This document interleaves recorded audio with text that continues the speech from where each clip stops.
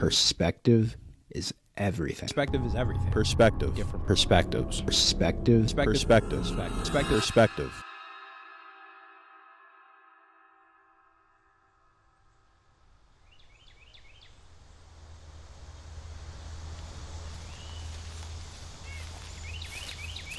I've obviously said it a million times over now, but I genuinely can't stress enough how important it is to me to embrace others' perspective, as it'll only grow and strengthen my own. With that said, as a person who hasn't experienced the uphill battle that is anxiety and or panic attacks, it's with this video that I hope I can reach a broad audience of people who have dealt with these issues and people who haven't, so that we can learn and help along the way. And I chose to start that journey by reaching out to a dear friend of mine. Jin. D-Web. My bestie. Okay, I have something I really want to talk about, but I just didn't know what to talk about with it because I've never experienced it, and I'm talking about anxiety. I know you have dealt with it in some variation in your life.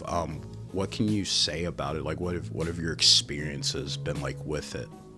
So me and my mom were boarding a plane. We were about to go from Texas back to our hometown.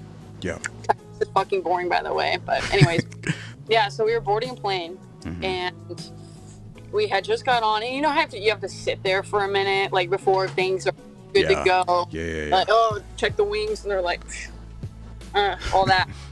So I'm sitting there listening to music, maybe like 20 minutes into sitting down. They announced that something was wrong, like the engine, and I immediately just went into panic mode. They're like, yeah, don't worry, we're gonna go check on that, but yeah, the engine's a little fucked up. So I've been on a plane quite a bunch of times. Like we fly to Texas like once or twice a year usually, and that was the first time there's been anything like weird or not normal. And after hearing that, I just immediately was just like, I need to text everyone I know.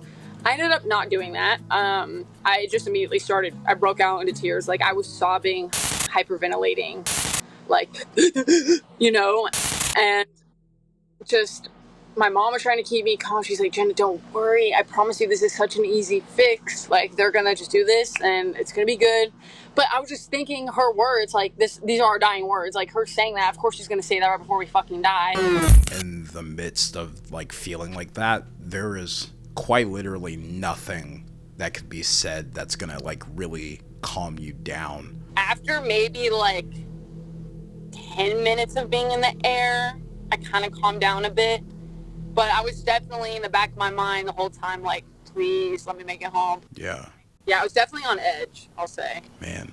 Well, one, I'm so sorry that you had to, like, endure something like that, because I think that's why I'm doing this video, just to kind of, like, open up the floodgates for people to realize that, like, there's resources to, like, help that, but at the same time, you're not a freak. You're not a anomaly. You are simply going through being a human being, and it's kind of hard.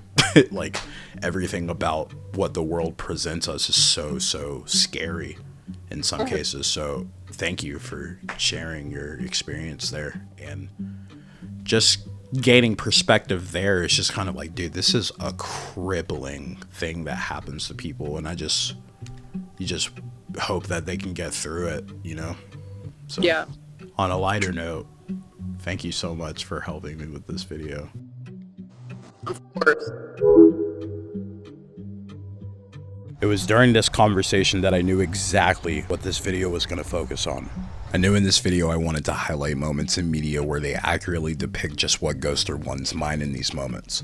Some incredible examples exist. For instance, the subway scene in Seinfeld, where Elaine is having this inner dialogue, gradually freaking out by the second as she regrets her decision of getting on the crowded and non-operational train. An incredibly funny scene, yes, but also a relatable and exhausting scene as she's going through a roller coaster of emotions that leave her incredibly anxious and ready to isolate from everything and everyone.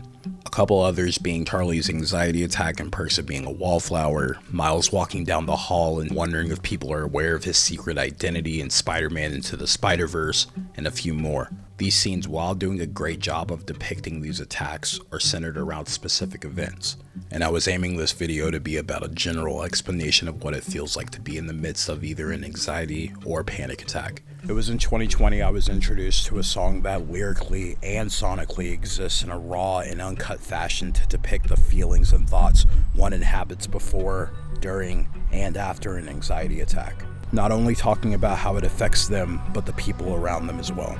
An absolutely heartbreaking ballad at one point progressed to angry pop-punk anthem was written in the midst of a panic attack. And that song is I Drive Me Mad by Run for Short. I drive me mad. I drive me absolutely crazy. I feel bad for you, cause I'm so fucking paranoid and sad all the time. You could blame it on my mind, now I'm mad. I drive me mad.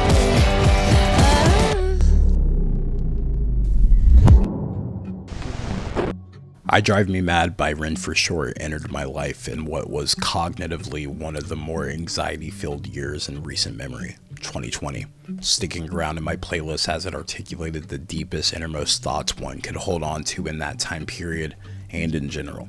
It then re-entered my life as it was featured in the HBO Max show, Generation, which, while not one of my favorites, the show did feature one of my favorite scenes in TV that entire year, having one of the main characters, after a deeply emotional and exhausting day, succumb to all those feelings consuming her brain and just let go of feeling and be numb for a second, sitting at the bottom of a pool. Run for Short details that this song manifested from a really bad panic attack, which she had in response to a worrying phone call she received while in the studio.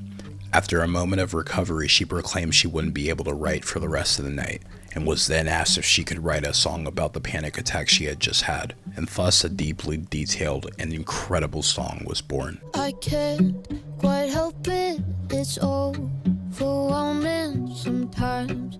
I wanna stick a cigarette and my eyes closed, not sleeping, I'm stressed. You're dreaming, you're softly breathing.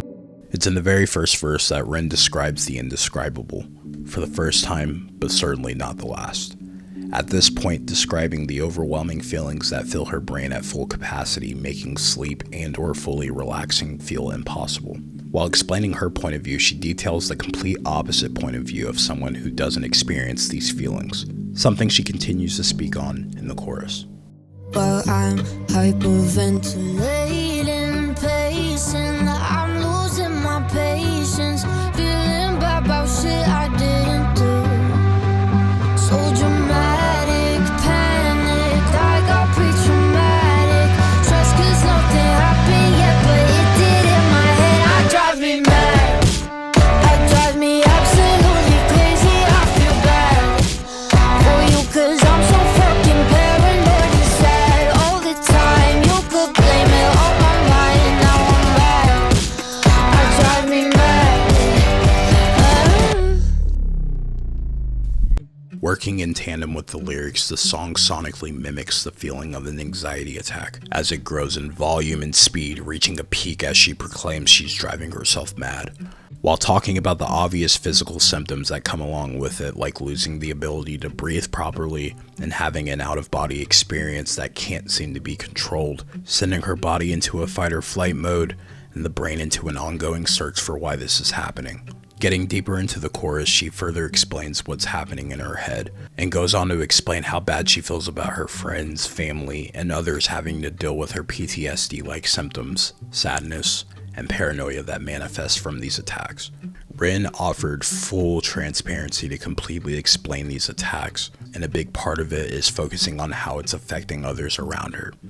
And to those listening and struggling with similar issues, you are so important, and you should surround yourself with people who think the same and will all hands on deck surround you and help as much as they possibly can. In that moment, it can definitely feel like you're a burden, and it's so important that you know that you're not. Keep your head up.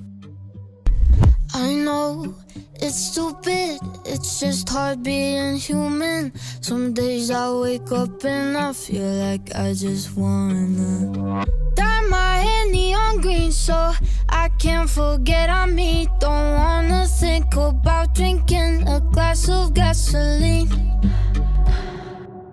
The second verse feels like the aftermath of an anxiety or panic attack, allowing her to clearly articulate how hard these episodes and life in general is on her. Themes of self-loathing and frustration are heavy as she expresses how hard it is to be human and wanting to fully remove herself from who she is, and in a line or two, express wanting to hurt herself. She spoke on the line saying, "Sometimes it's really just hard being human because that's what comes along with being a person." But then you understand, like, oh, that's what it is. That's what being a person is. It's not always sunshine and rainbows. It's also uncomfortable things like having panic attacks in really bad times and just absolutely loathing yourself.